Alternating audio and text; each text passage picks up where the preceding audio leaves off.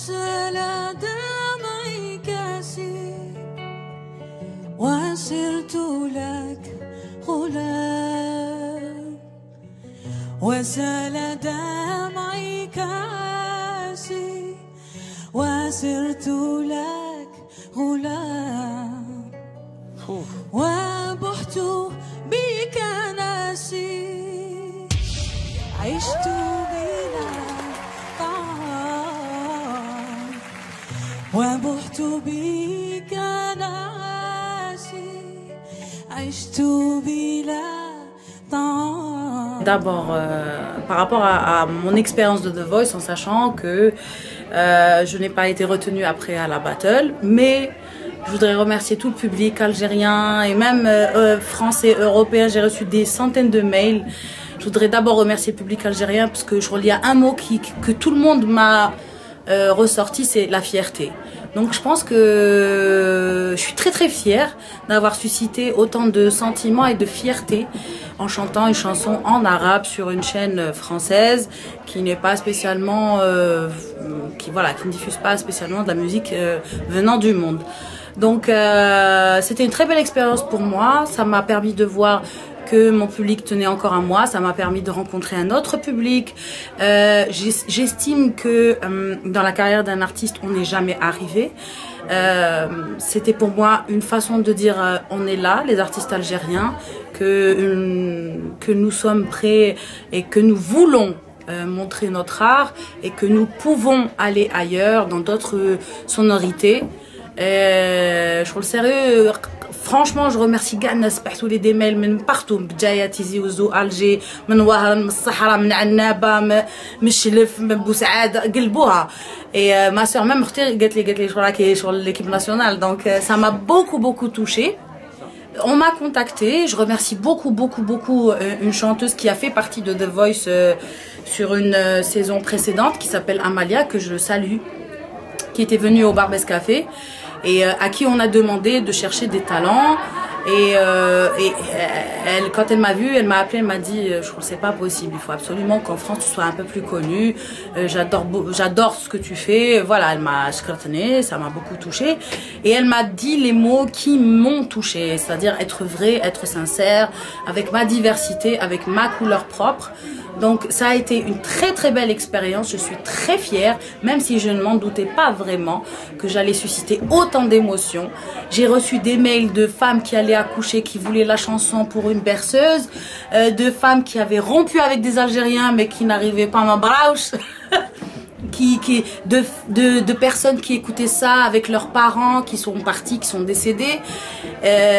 Je vous promets que je suis en train de travailler sur mon deuxième album, que cette chanson y figurera et voilà, et la musique ne s'arrête pas à The Voice, la musique a toujours fait partie de moi, elle n'a pas de frontières, je n'ai pas voilà, je n'ai pas de limite et je remercie tous ceux, même ceux qui les ahfou قالك oui وعلاه وراحت ou truc ou normalement هي ما تروحش postuler.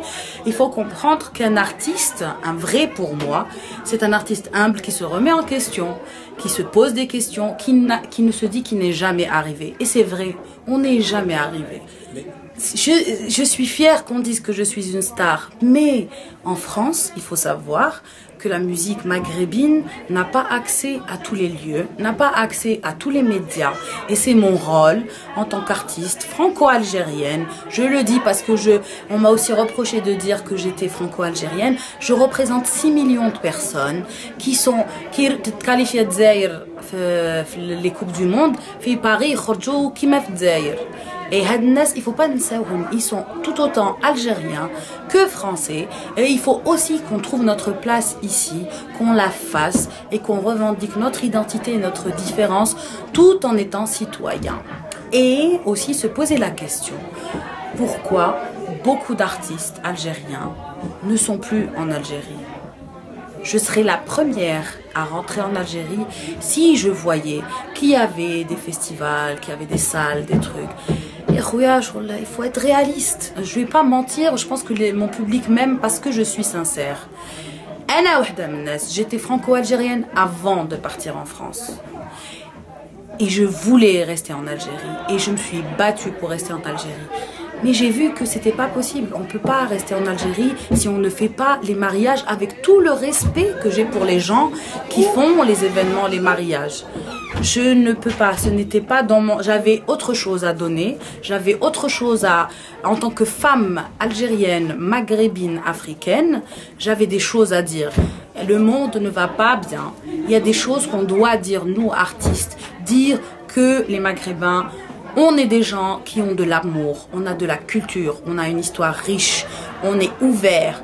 Avant d'être, je veux dire, je revendique ma Kahina qui était juive berbère, je revendique Fatma Nsoumer qui est de Kabylie, je revendique l'Amir Abdelkader, je revendique Hassiba Ben Bouali, je revendique Jamila Bouherd, je revendique toutes ces personnes-là.